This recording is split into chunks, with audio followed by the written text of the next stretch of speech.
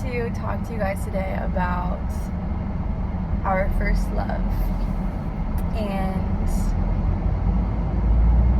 how God is our first love and how we can forget that sometimes.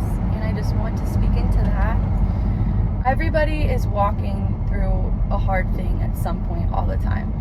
I don't think there's ever going to be a season where everything is the most perfect that it can be.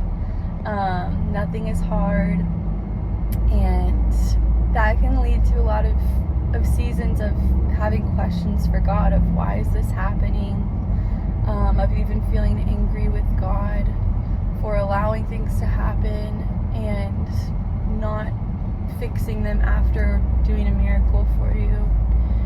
And today I heard this song called Meant by Zach Winters, I think his name is.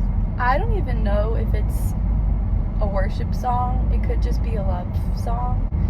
The verses were something like, they might call us fools for being so in love, and then the chorus said, I was meant to love you.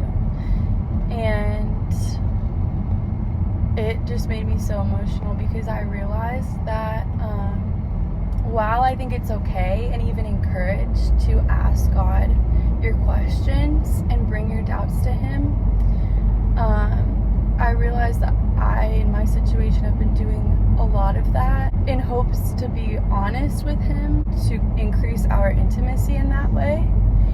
And while I think that can increase your intimacy with the Lord for sure, and some biblical examples of that are, one that sticks out to me is Jesus in the garden before He was crucified, asking God, why have you forsaken me? And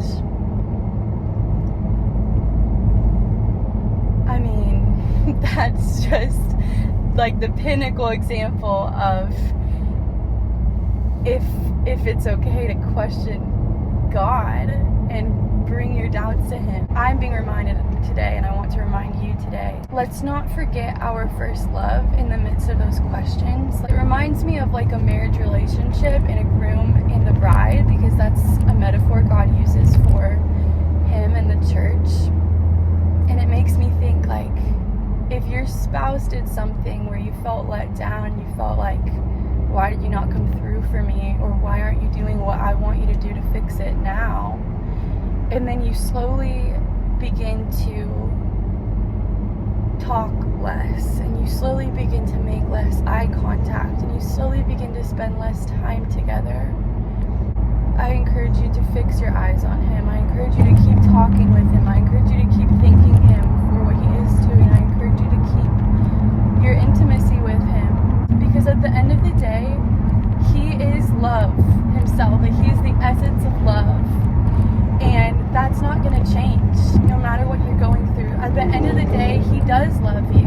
Even if He's not doing the miracle, He loves you, and He does have a plan in the midst of everything. Let Him still be our first love, and let's not forsake Him and lose out on what He wants to have with us in this season, every season, just because we have questions that we don't have answers to right now.